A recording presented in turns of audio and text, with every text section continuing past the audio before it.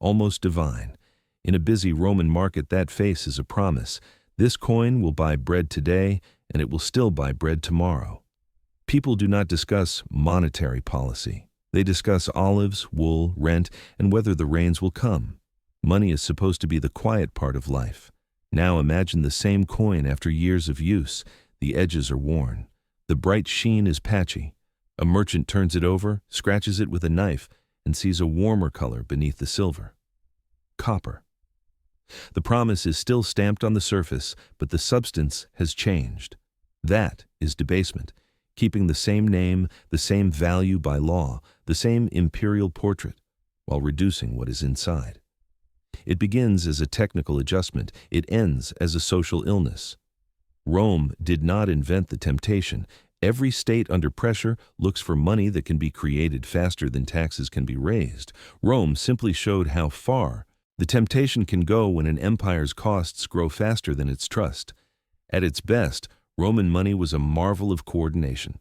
The silver denarius and other coinage helped knit a vast territory into a single commercial space. A trader moving along the roads from Spain to Italy, from Italy to Greece, from Greece to Syria could price goods with a shared language of value. Soldiers could be paid, taxes could be collected, contracts could be written with confidence that the unit of account would not melt between seasons. The key word is confidence. Coins are metal, but money is belief. Metal only makes belief easier. For generations, Rome guarded that belief because Rome depended on it. The army was the empire's spine. The frontier garrisons needed pay, supplies, and steady logistics. Cities needed grain shipments, public works, and administrators. The imperial machine was enormous, and enormous machines crave predictable revenue. Then Rome's world became more expensive. Wars were not occasional, they were recurrent. Rival claimants fought for the throne. Emperors purchased loyalty with donatives, cash gifts to soldiers that turned political survival into payroll. The borders stretched across deserts, mountains, forests, rivers, and seas. A single crisis on the Rhine or the Danube could swallow years of tax revenue. When the state's needs outpaced its ability to collect real resources, the mint became a lever. At first, the lever felt safe. Reduce the weight slightly, mix in a little more base metal. Make more coins from the same precious stock. If coins circulate quickly, who will notice? And if someone does notice, the law still says the coin is worth what it was worth. But markets have senses.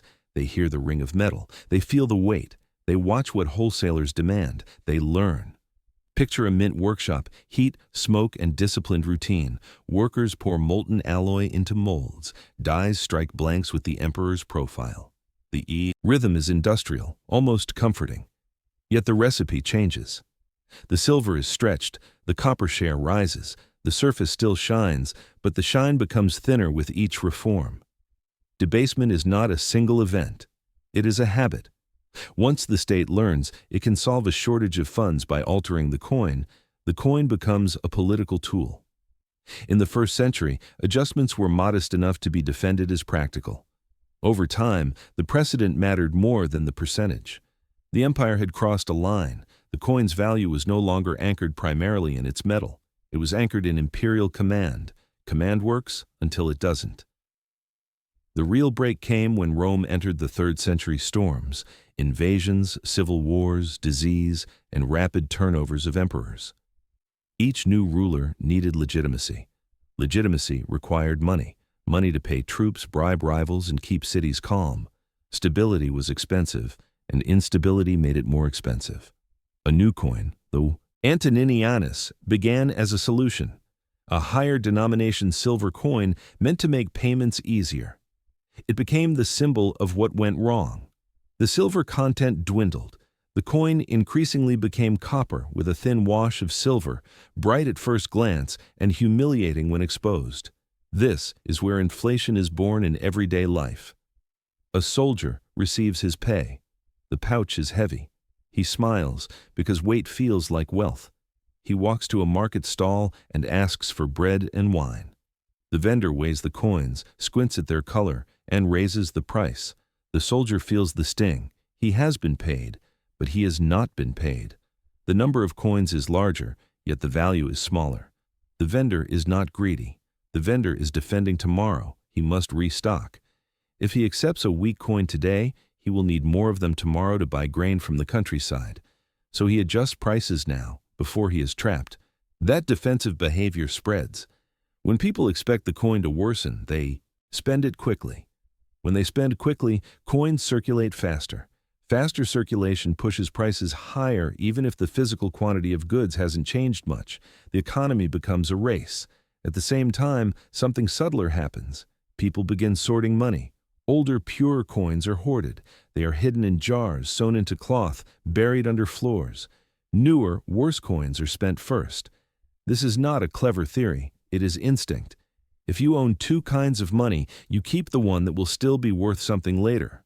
So the best coin disappears from the market. The market fills with the worst coin. And because the worst coin dominates daily trade, prices are quoted in a money that no one loves. The imperial stamp remains, but confidence drains. Now add taxation. The state still needs real resources: grain, animals, cloth, weapons, transport. Taxes assessed in coin become unreliable when the coin's value slides. Officials respond in predictable ways. They demand more. Coins. They shorten payment periods. They punish arrears. They seize goods when coin fails to satisfy.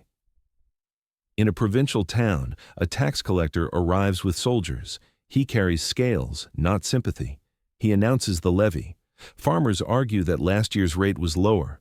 The collector replies that last year's coins were better. The farmer replies that last year's harvest was also better. Each man speaks truth, but neither can solve the underlying problem. A collapsing unit of account turns every negotiation into conflict. Farmers respond with self-protection. They hide surplus. They delay selling. They trade locally with trusted neighbors rather than with distant merchants. Markets thin. Cities feel scarcity. Scarcity pushes prices higher. Higher prices create more anger. Anger forces the state to tighten its grip. The empire begins to pay in force what it can no longer pay in trust. When the state sees prices rising, it tries to command them down. Under Diocletian, Rome attempted sweeping reforms, reorganizing taxation, administration, and coinage. The famous price edict, often summarized as maximum prices, was an effort to freeze the visible symptom. Imagine the edict posted in a public place. The intent is clear: stop the numbers from climbing.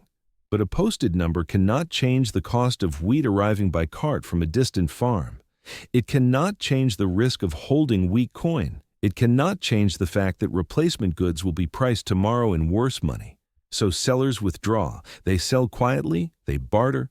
They demand payment in kind. They reserve goods for those who can offer something solid. The official market becomes a stage. The real market moves behind doors.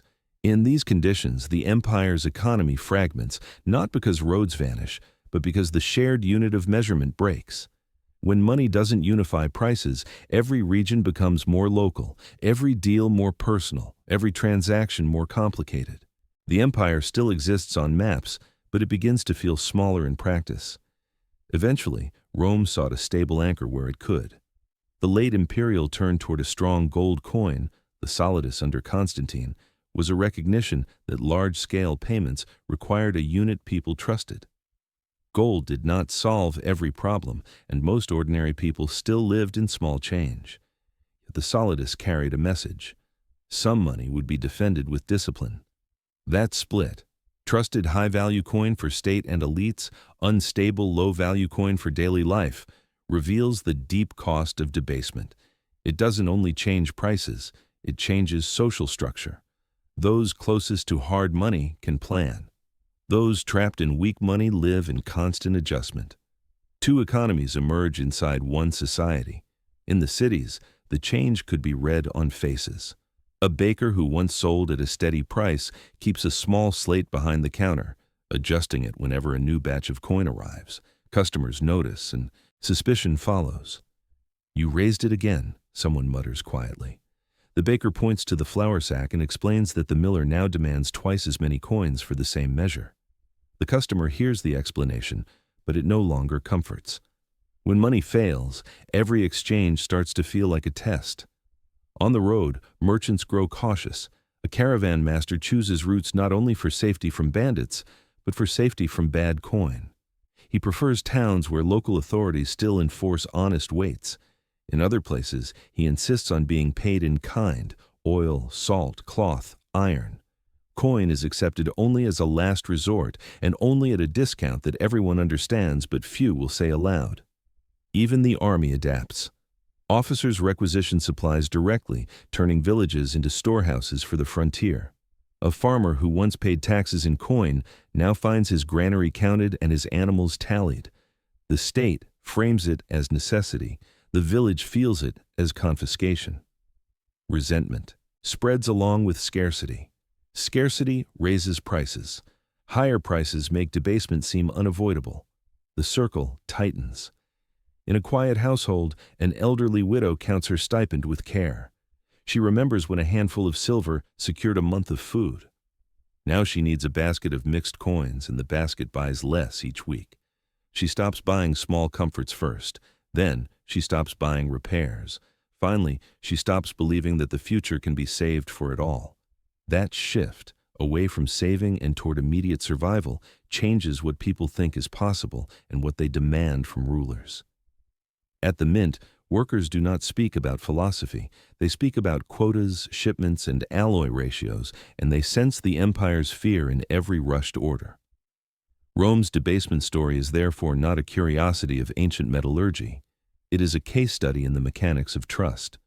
First, fiscal stress grows. Wars, politics, and administration demand resources. Second, the state chooses the mint as a shortcut.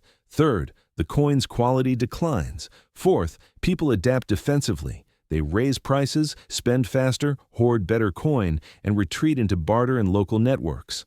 Fifth, the state responds with coercion, which deepens fragmentation. The loop feeds itself. The important point is that no one needs to understand the theory for the theory to operate. The butcher feels it. The soldier feels it. The widow on a fixed stipend feels it. The tax collector feels it. Inflation is not a debate. It is a daily translation of distrust into numbers. Hold that first bright coin again in your mind. The emperor's face is perfect, the silver clean. In the beginning, that coin helped Rome build a world. In the end, the empire tried to keep the world by altering the coin, and the alteration helped unmake the very confidence that held the world together. Money looks like metal, but it is a promise. When the promise is thinned, society learns to protect itself by hardening. And when enough people harden at once, an empire discovers something brutal. It can command armies, build roads, and issue laws, yet it cannot decree trust back into a coin that no longer deserves it.